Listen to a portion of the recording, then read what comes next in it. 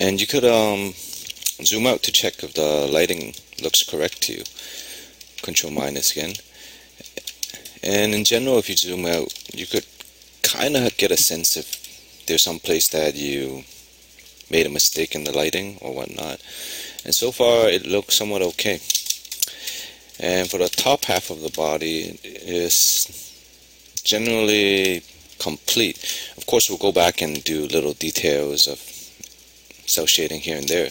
But the most important thing when you're cell shading is to get the big general idea where the light and shadow is correctly first. Especially for parts like these where there's the belt section, you might be tempted to cell shade each little area part by part. But often that's a common mistake. It makes something look flat, like what we talked about in an earlier lesson about shading each individual object as if there's a specific individual object as if there's a specific light source hitting each object. So sometimes what you could do is, since the light is hitting from the top right at the front, so you could just be rough and do a big general shadow like this, for example, and then come back and select area that light might hit, and you go to press delete, and just work on the little details here and there. And because the multiply layer is separate where you're doing the shadows, so you could always fix things up really easily. So maybe the light will hit the edge of the scroll a little bit with just the rim. Just remember, a lot of times edge are the part that catches the light the most. Let's see. This part will probably get some shadow as well. The wrinkles and fold. Wrinkles are actually a tricky part, and you just have to study real life drapery a little bit to get a sense of how the light will hit and where the shadows are.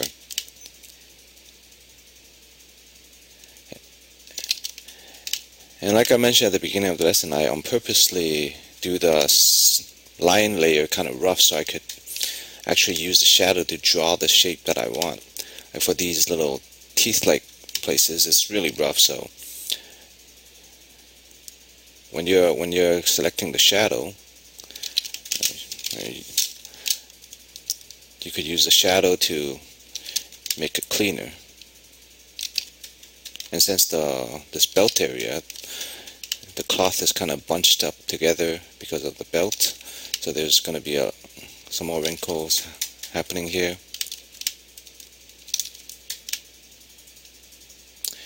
And again, for me, when I do cell shading, I like to stay loose.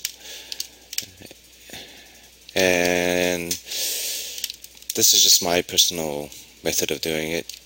I know some people does like really clean, precise cell shading, and that's okay too. But I kind of like to work on things kind of fast, so this method helps me finish drawing faster.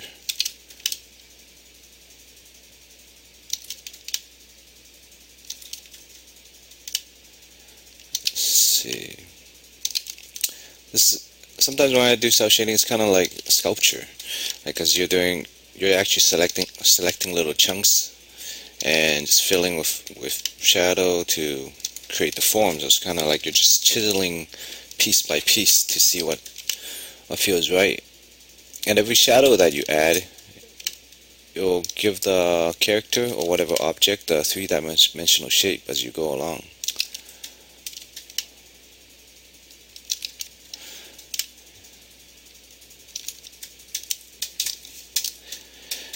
And let's see, the belt area looks somewhat okay right now.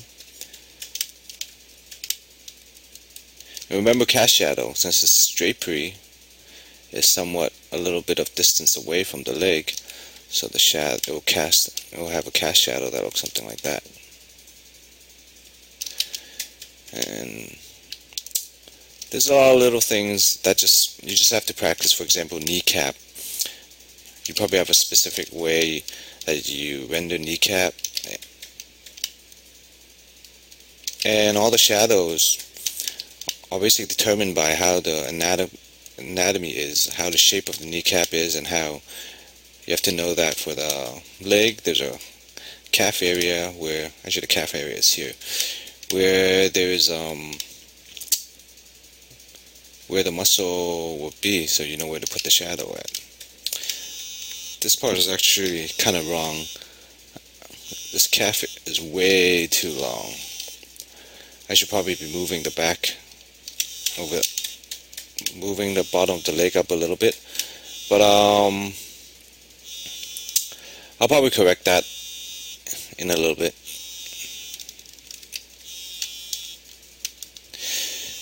One thing that you might find a little bit hard is when you are doing cell shading, especially with the mask, it's a little bit hard to move a chunk and do revision. So that's why it's really important that you want to get the sketch somewhat correctly. And here you see I made a mistake. This leg should be a bit longer and whatnot. But I'll just give an example how I would fix this deformity. Or so what I'll do is I'll make a layer above and just redraw, maybe multiply, redraw approximately how the leg should look like. The shape is probably somewhat more like this, more like that, and then the fur is like that. And I'll use this part of line art, if you see, as the basis of how to do a new revision for the masking. So since I want to add this section over here, first I'll add and then I'll delete.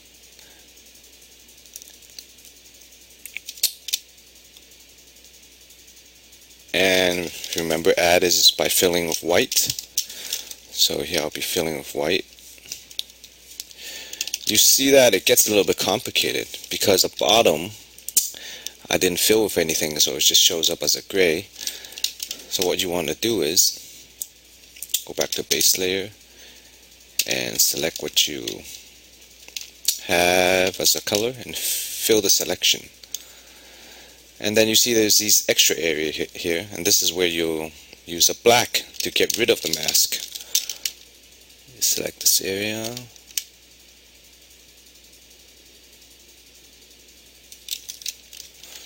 Black. Okay, there we go.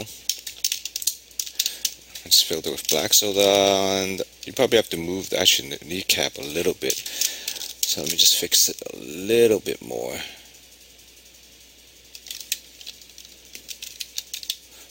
Fill.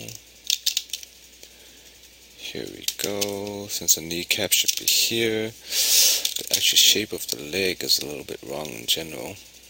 I'm going to connect this line over here. And add to it by filling with white. Filling with white, and again going back to the bottom layer and filling with the brown here. So the shape of the leg is a little bit more correct now. Let's go back to the coloring. You could get rid of the layer that you color at the top. You see there's this rough line at the back that's still from the mistake, but you don't really have to worry about it because I'll go back later to clean up the lines a little bit after I get the general shape done. Right now we just use the line as a general guideline of where to put the shadow and whatnot. So if you remember at the beginning when I'm doing cell shading, I always choose the same color of gray. That's because sometimes if I select different color, I forget what color of gray I'm using. So you can always go back to this color. And continuing the cell shading.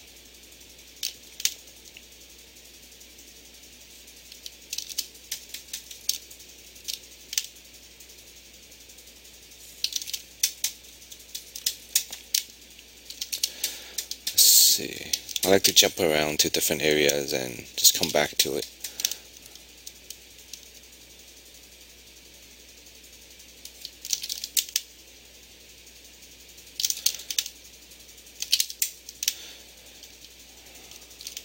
Let's zoom out a little bit and see. Actually, this whole leg might actually be in the shadow.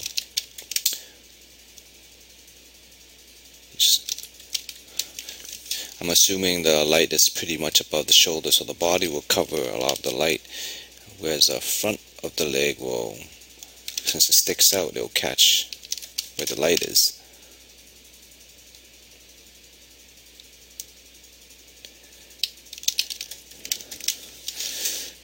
And this in general is looking alright. And don't be afraid to put a big giant shadow in, because this is sometimes what make a picture look interesting. Sometimes when especially when I'm doing shadow, I'm paying attention to where the light source is, but at the same time I'm always trying to find ways to put interesting shape.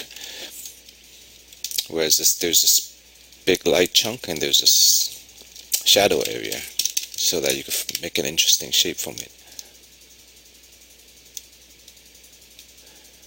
That's the hand. We're almost done the first phase of the cell shading.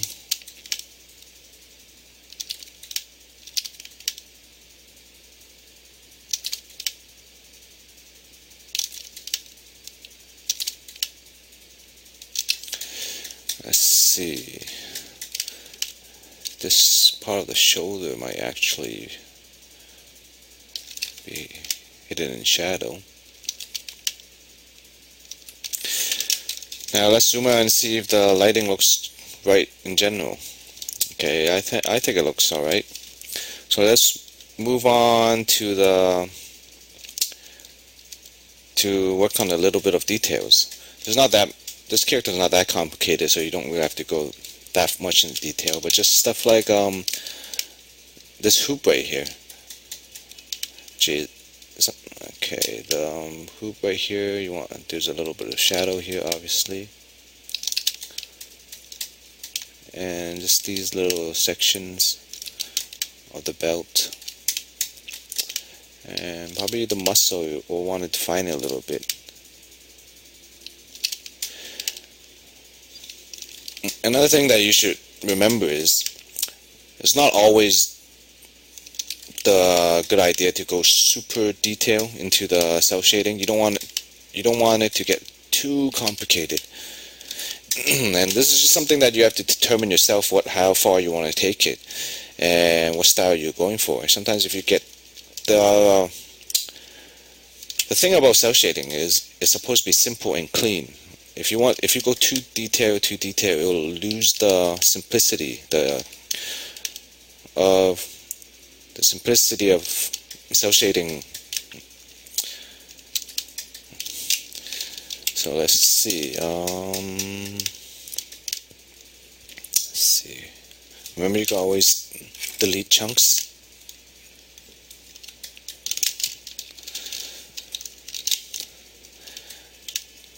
Okay, I think I have the general cell shading, the shading correct now. Let's move on to coloring each chunk, and then we'll come back to just adding a little bit more detail on the shadow here and there.